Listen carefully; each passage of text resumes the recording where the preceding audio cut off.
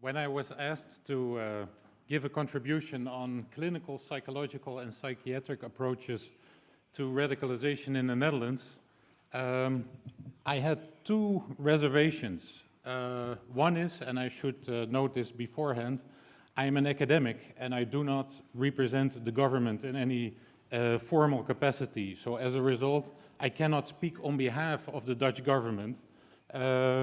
There's also this second thing that is important to take into account when talking about clinical and psychiatric approaches to radicalization in the Netherlands. There is no formal government approach when it comes to the psychology of radicalization or counter-radicalization.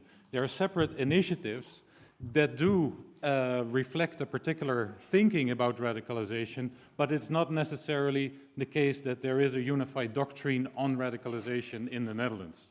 Nonetheless, I thought, well, this is a very interesting conference, interesting initiative, and also it provided for me the impetus to talk to people who are actively involved in governmental initiatives on counter-radicalization and to ask them, so what are your ideas about what's going on in terms of radicalization and how to best deal with the psychological aspects of radicalization. And so this presentation will be a reflection of these talks that I had with many people within the practice of counter-radicalization in the Netherlands. And also in the process of doing these interviews and having these exchanges, I also actually discovered, well, maybe there is a coherent conceptual framework that would sort of explain what's going on when it comes to these clinical and psychiatric approaches to radicalization in the Netherlands. So as I mentioned before, I'm an academic. I have to say I'm also a bit of an ivory tower person, and I like theory, I like abstraction already from a very early age in my academic career on. So when I started off as a student, I was particularly inspired by the work by an anthropologist who goes by the name Ernest Becker. And so you may be familiar with the book The Denial of Death. But it has really shaped my thinking about human behavior in general and also about this phenomenon of radicalization. And so I speak little French, but I understand a lot of it, and I heard a lot of themes that were already in that book that have also been addressed here today and in the previous days. And so what Becker is essentially arguing is that if you take it at face value, the world is really a chaotic and cruel place. But it's through our investment in particular cultures and because of culture that we can experience the world not so much as a cruel and disorderly place, but in fact it comes across as quite orderly and meaningful. And so it's cultures that provide us a name, a sense of self, a system of meaning, a pathway to say, well, this is good and this is bad. And if you follow the good and avoid the bad, then you're a valuable person. So in this way, culture gives you purpose in life. Now, that notion, I think, is very relevant for radicalization, and I'll turn to that later on. I also found in more recent times this notion, which I also think is highly relevant for understanding radicalization, the process of radicalization and dealing with radicalization, and that is the notion of psychological entropy, which also very much reflects these basic ideas that Ernest Becker expressed. So psychological entropy reflects the degree of psychological disorder that's available, that's within a particular individual. Or you can say in a more technical way, the experience of conflicting perceptual and behavioral affordances. Now this is a very technical way of saying, well, the world, you can do at a particular point in time an immense amount of things. You can perceive the world in a tremendous amount of different ways. And as a result, as human beings, there is at least always the potential to be overwhelmed by all the options, by all the ways of perceiving the world. But it's because of goals because of purpose in life, that we can order the world in terms of, well, this is what is relevant and this is what is less relevant. This is what I should do and this is what I should avoid. So in that sense, goal-related activity and associated categorization, this is relevant, this is less relevant, allows us to reduce psychological entropy in a sense. So it orders our world and reduces the entropy that we could potentially experience. Why am I bringing this up in the context of radicalization? So I think these notions are very relevant for understanding this process of radicalization. And I would even define the process of radicalization in these terms.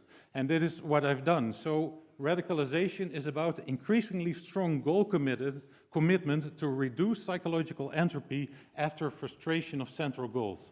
Very technical way of saying, well, people in their lives can have traumatic experiences, can come across different situations that they cannot cope with. And as a result, you know, their life is experienced as being in disorder.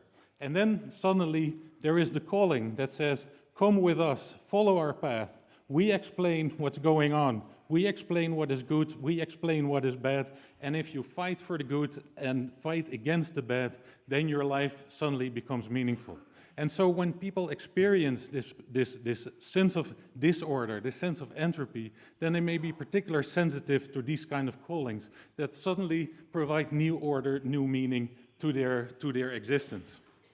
So I think that is the process of radicalization on a very conceptual level. And let us turn to this idea in further detail. This is a schematic depiction of how goals help to reduce entropy.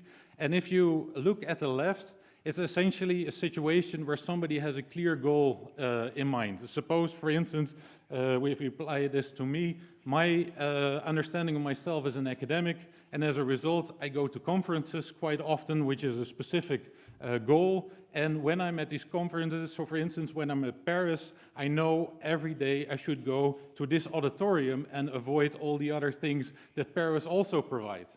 But now, suppose somebody beforehand has called me and say, okay, you're out of your job, you're fired. Then suddenly the goals of going to a conference becomes less relevant. And as a result, also when I'm in Paris, knowing that I've been fired, you know, I can do so many different things. And even because it's so overpowering, it may actually result in a sense, okay, I'll stay at my hotel room because I just don't know what to decide. My world is in disarray. I cannot find a position in that world. And as a result of that, I don't know what to do. I don't know how to act. I can do anything, essentially, but nothing is really meaningful. So in this context, the calling that somebody may provide from a radical organization may become particularly attractive for somebody who just experienced goal frustration, such as, for instance, goal frustration of being fired, goal frustration of experiencing discrimination, goal frustration as a result of existential concerns. Because in these cases, the individual no longer knows what to do, and then somebody else says, like, we provide you the path, and if you follow us, you know what to do, you know what's valuable, and you know what's not valuable, and as a result, you will find new purpose in life. So this is not necessarily radicalization in the sense you may ask, where is the radical in all this? And so there's my mentor and prominent researcher in radicalization, Ari Kuklanski, has shed some more light on what actually makes this a process of radicalization specifically. What is extreme about it? And that is that because of these circumstances of personal frustration and the extreme experience of entropy, the individual finds meaning and gets committed so strongly to other goals, to this single goal, that other goals eventually become disinhibited. That is, other goals suddenly become less relevant. And that is, I think, one of the essences of the process of radicalization. That an individual, and this is depicted here, that an individual becomes so strongly committed to these specific goals that are associated with this radical ideology that other goals in life become less relevant and get less attention. So somebody becomes so fascinated by the message of Daesh and all the information that he or she loses out on going to school, on having appointment with friends, that it loses connection with family. And that is the process of radicalization, and that's why it's radical, because essentially, this commitment to this one single goal contributes to the dismissal of other goals that are also, especially in the long term, adaptive for the individual.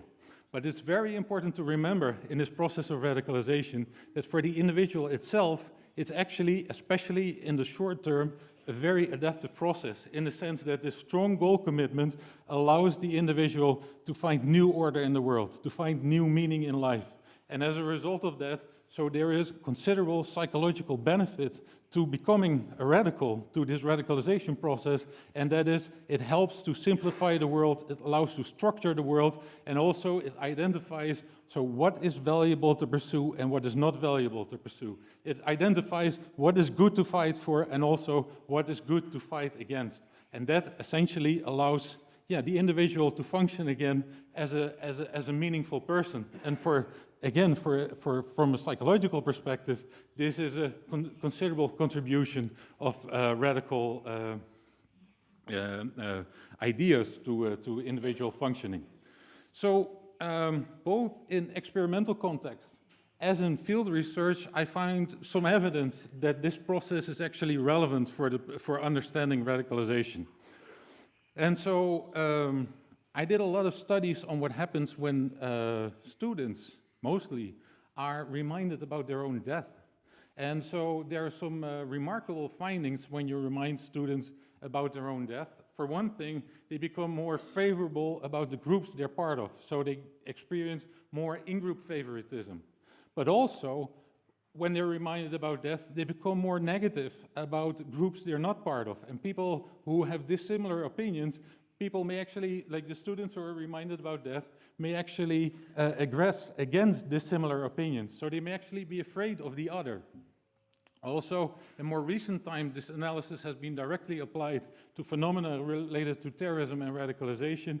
And for instance, when people are reminded about death, they have greater sympathy for somebody who chooses martyrdom as a way to advance their cause. So even like if it's specifically emphasized, well, this goes to the detriment of the individual, in essence, people, when they are reminded about death, have greater sympathy for these kind of means to advance a goal.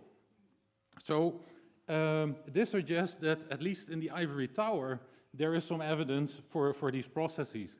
But also, I think in field research and archival research, you'll find some indications. And that is, for instance, I think it's very important, if you want to understand the processes of radicalization, to look at original literature. Say, for instance, the writings of Osama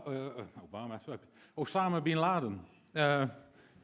When it comes to, say, for example, his declaration of war against America, if you look at that carefully, how strongly these issues of order, chaos, actually are there in his writings, and also how strongly he claims to provide an answer to these problems of disorder, of chaos, of illegitimate governments, and so on. Also, if you look at the Global Terrorism Database, which is one of the largest open source databases regarding terrorist incidents in the world, then, and when you correlate the scores per country in terms of terrorist incidents with the failed state index, you'll find that there is almost a perfect correlation. The higher the failed state index for a particular country, the absolute more likely it is that this country faces issues with terrorism and radicalization, or at least has the highest number of terrorist incidents. So also here on a community level, you find this strong connection between, on the one hand, disorder and dysfunctioning, and on the other hand, radicalization and terrorist incidents. I also find this process myself when I interviewed incarcerated ISIS operatives in Iraq. And so I asked them about their life story and why and how they joined ISIS at a certain stage. And so they were Iraqis, they were not from the West. And here you also find very strongly this theme of disorder as being an enormously important contributor to the appeal of ISIS. Essentially, after the withdrawal of US troops from Iraq, the country came into a political vacuum where the different ethnic groups created this tension among each other. And ISIS was one of the very few groups that provided some sort of order within the Sunni community. And so here also you see it's ISIS that provides an answer, essentially, to this problem of entropy that humans apparently have difficulty dealing with. So on a final note, if you look at individuals and individual pathways towards radicalization, although there's always this discussion, is there psychopathology involved or not? Are there specific personality characteristics that predict terrorist intent or appeal for terrorist activity? And typically the answer is no, but on the other hand, there are a couple of themes that tend to emerge over and over again when it comes to psychological characteristics of, or demographic characteristics of radical youngsters. And for instance, I heard a lot about the second generation immigrants, for instance, that have higher risk of being involved in radicalization. I heard a lot about refugees being a risk group when it comes to radicalization. I heard a lot about trauma being a precursor for interest in terrorist violence and joining terrorist organizations. I heard a lot about imprisoned criminals that are, at higher risk of eventually joining radical organizations. Autism increasingly is mentioned as a factor in the appeal of, for instance, the messages of Daesh or ISIS. Mental disability, I'll be coming back to this later on, but also increasingly this is mentioned as a factor, and also young men. Now, what they all share in common, essentially, is that they experience a considerable amount of ambiguity in their lives, either because they're just living in this disorderly world, or because they do not have the individual capability to deal with this world that is inherently chaotic and disorderly. So here, dealing with disorder is really one of the very strongest, I would argue, one of the strongest factors involved in the individual's appeal to radical groups. So let us now turn to Dutch government approaches, because I think these thoughts, as I said before, these assumptions could very well serve as a framework for understanding why particular policies and why particular programs are in place in the Netherlands and what function they serve on a psychological level. And so there are a number of implications of this analysis for policy. For instance, counter-radicalization should be focused on early signaling of significant goal frustration that may set in motion the experience of psychological entropy. This is a thing, so it's because people have a sense that particular events in their life has significantly frustrated their sense of purpose in life. They experience this sense of disorder. The world suddenly becomes overwhelming, and then this calling of a radical group suddenly becomes very appealing. So when you want to do something about radicalization, then focus on these significant moments of significant goal frustration, or in other words, trigger factors that when you intervene, then you may actually have a chance of preventing radicalization before it happens. So another thing is that some individuals may be more susceptible to psychological entropy than others, and as a consequence, some may feel particularly appealed to radical messages. And so I just mentioned these different groups that can be considered at risk simply because of their experience of entropy to a greater extent than somebody who's at a different group. Another implication is counter-radicalization and de-radicalization programs should be focused on re-establishing order in life and make use of trigger factors to create openings to do so. So the process is not just that trigger factors lead to radicalization, it may also be that trigger factors could be a contributor to de-radicalization. And finally, the reduction of psychological entropy may serve as a key performance indicator for counter-radicalization and de-radicalization programs. So these 4 points I will address in the context of a number of Dutch initiatives that have been recently put in place to counter-radicalization. One thing to note, the origins of this Dutch approach essentially comes from the events in Madrid in the 11th of March in 2004, because at that time the Dutch government, like many other governments in Europe, started to realize, well, the events in New York and Washington could also happen in Europe, and there's also local involvement. So perhaps we should set up some structure that would allow us to fight and intervene with these kind of attacks. So for the Dutch, this effort to counter radicalization and to counter terrorism translated into an organization that was essentially focused on 3 things. So international knowledge exchange, that's why, yeah, so that's what we're doing now. There's national coordination, there are institutes on a national level that coordinate the interaction between the different institutions that are responsible for counterterrorism, including the police, including intelligence services, but also social care and healthcare. And what is really strong and characteristic for the Dutch approach is this local approach. That is, the emphasis is very much on the community level, because on a community level there can be early signaling of indicators of radicalization. It's on the community level that you can see that there may potentially be something wrong.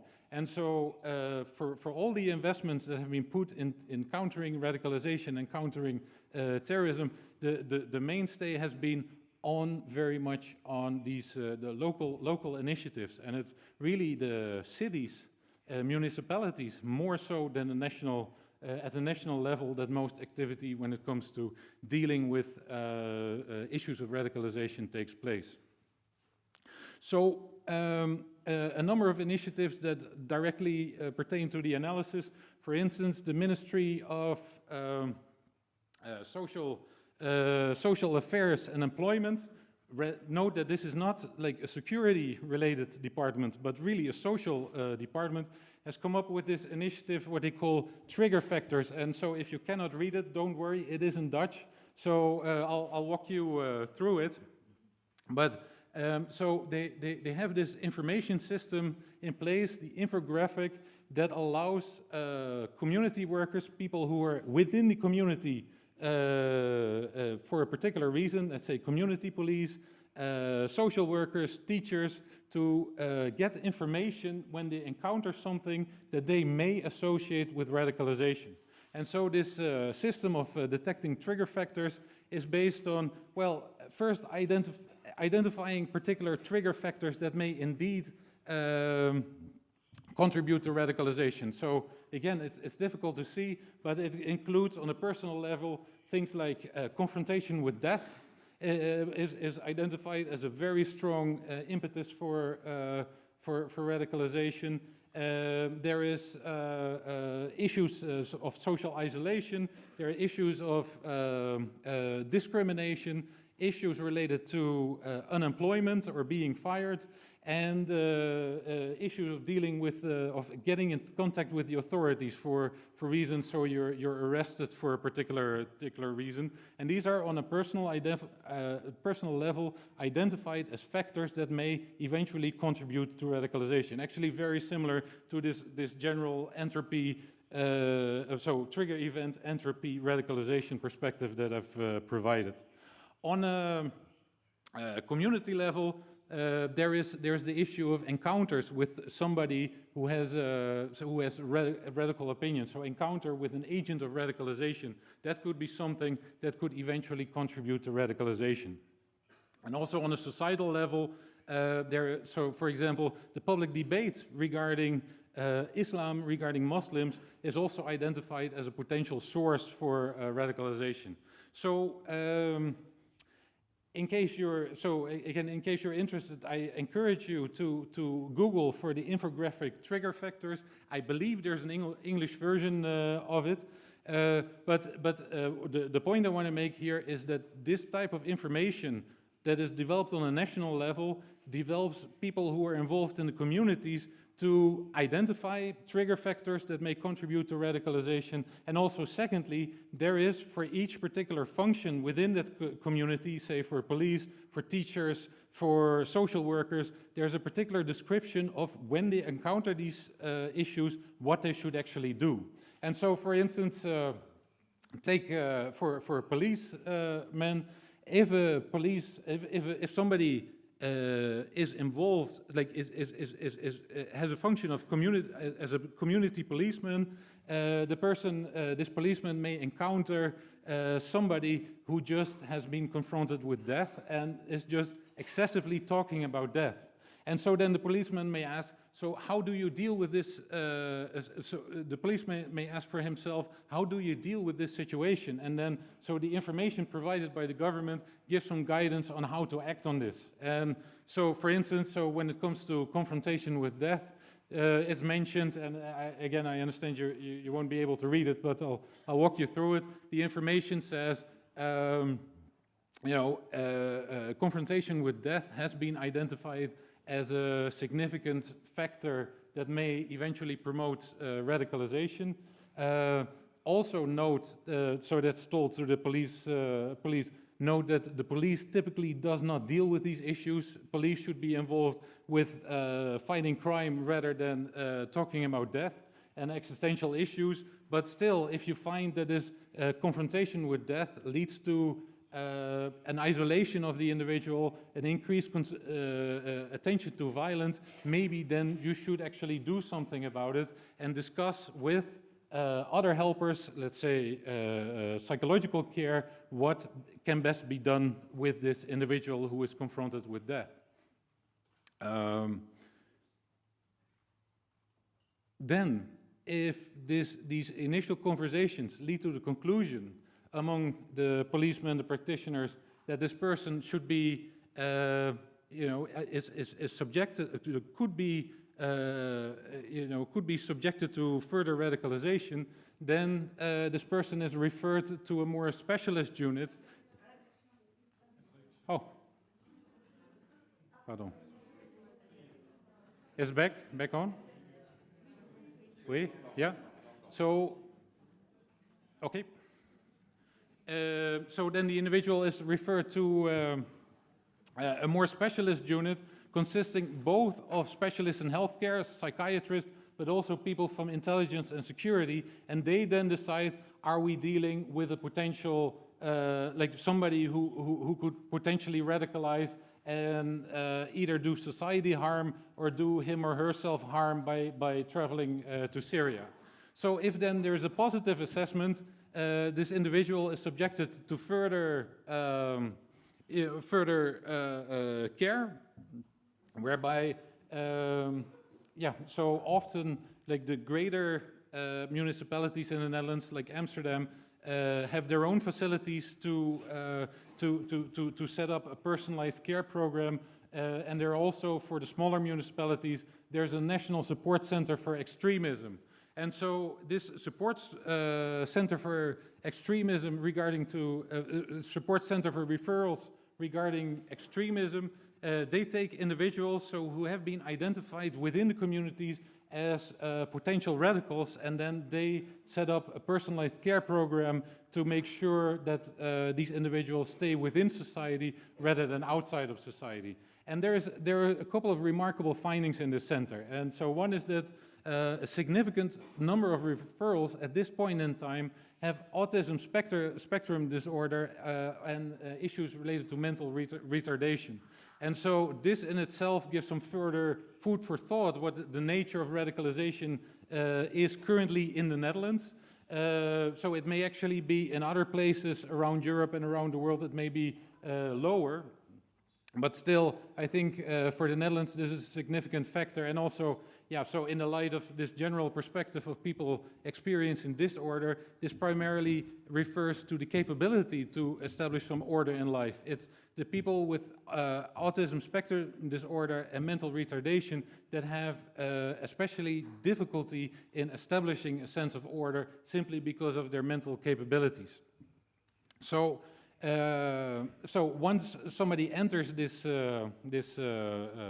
support center, the focus is very much on detection and creation of cognitive openings that bolster resilience and move individuals away from extremist environments. So, and here also trigger factors are key. So creating awareness that one's goal commitment to this radical organization may not be the most advantageous and actually not be the most adaptive for that individual. So there are all sorts of techniques put in place that are about creating awareness, create cognitive opening to essentially unfreeze the individual from this central goal commitment of the radical organization to a more adaptive, societal, acceptable way of life. And also, yeah, so the focus is very much on trigger factors that are both put in place by the helpers, but also making use of events in somebody's life, for instance. So when I did an interview there, they mentioned, well, we find that breakup in relationships is really a key opportunity to get somebody out of the radical milieu. So within these centers, there's a very strong emphasis on personalized and comprehensive care in the sense that radicalization in the Netherlands, and like what we've discussed the past days, is very much also a personal process with different aspects to it. And so and it comes in different shapes and sizes. Also, it's not that a single tool will help to bring about de-radicalization. It involves health, attention to mental health, but also one's social situation, one's economic situation. There's only a whole host of factors together that allow the individual to find a new place that leading the individual away from the radical life and into a more productive environment and sustainable future. So another thing is a question that is going on at this point in time, and that is how to evaluate the effectiveness of all these programs. And I think this is a pressing issue of this, of the pressing issue of the moment. I'm working together with a German practitioner, Daniel Köhler, on this notion of structural integrity and how this may help to evaluate de-radicalization programs. The idea is essentially, well, maybe we should not focus on outcomes for specific individuals, maybe we should not focus on specific processes during a particular individual case, but rather we should look at the system as a whole, as we look at the structural integrity of the program and look like how well defined the mission actually is, how competent the people actually are that are carrying out the treatments and so on. And so once you have an organization in place that has structural integrity, then essentially you also have a clear structure, and that would allow sort of to establish the order that is exactly needed to deal with the disorder that people who are in this radical group have a tendency to experience. I also think, yeah, time is up. So when it comes to conclusions, I would emphasize there's no national psychological approach to radicalization in the Netherlands, but ideas and concepts from psychology can be used to underscore the conceptual coherence of the Dutch approach to counter-radicalization. It's all about so this notion of entropy and trying to unfreeze people from the calling that they have experienced when they encounter radical messages. The concept of psychological entropy in particular seems to be suited for showing psychological dynamics at play in radicalization and de-radicalization. And so I think further collaboration with academic psychology may help to identify further avenues for program design and evaluations. And again, my bet is, and yesterday, the day before, Professor Sageman mentioned There's no innovation in terrorism studies at the moment, but I put all my bets on this notion of psychological entropy and how you can measure that in language and also natural language, as I know from research on schizophrenia, that it has been able to identify schizophrenics and to distinguish them from a normal sample. And I think in this context, it also has tremendous potential. So on that note, let me thank you again. Merci beaucoup.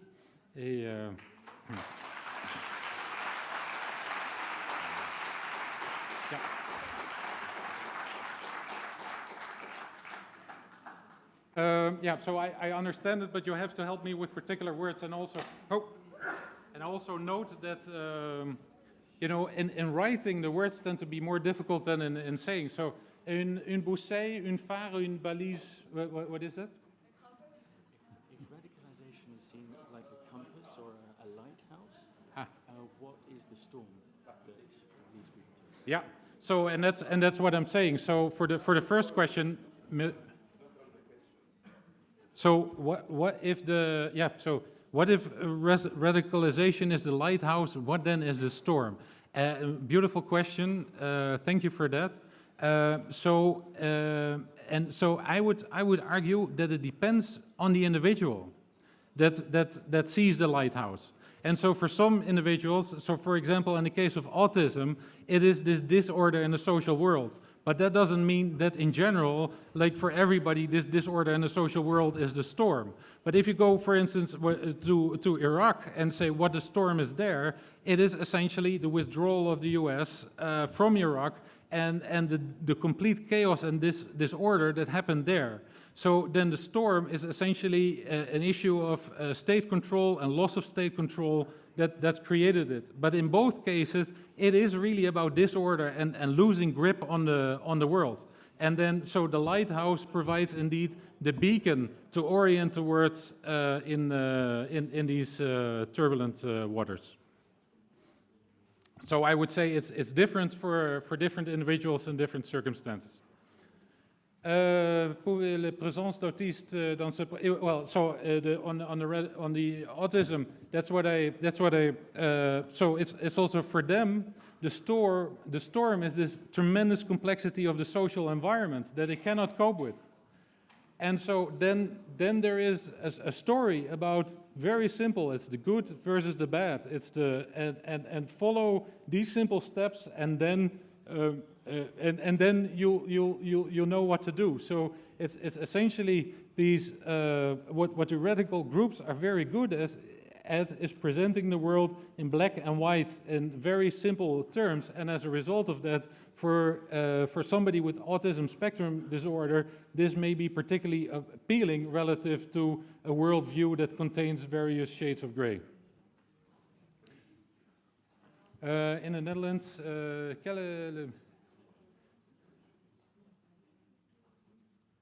yeah, so in the Netherlands it is, so what ministry is responsible, actually it lies in multiple departments within the Dutch government. You have a central coordinator, which is called National Coordinator for Terrorism and Security, which resides in the Ministry of Security and Justice. But then the intelligence apparatus resides in the Ministry of the Interior. And then it's also noted that various initiatives to counter radicalization rely on the efforts of teachers, for instance. So there are also initiatives within the Ministry of Education. And then this trigger factor research is also so this resides in the Ministry of Social Affairs and Employment. So prior to radicalization becoming a security issue, there are already ministries who are worried about what could potentially happen, and they can intervene within their domain of expertise. And so, c'est la fin? Oui. Merci beaucoup.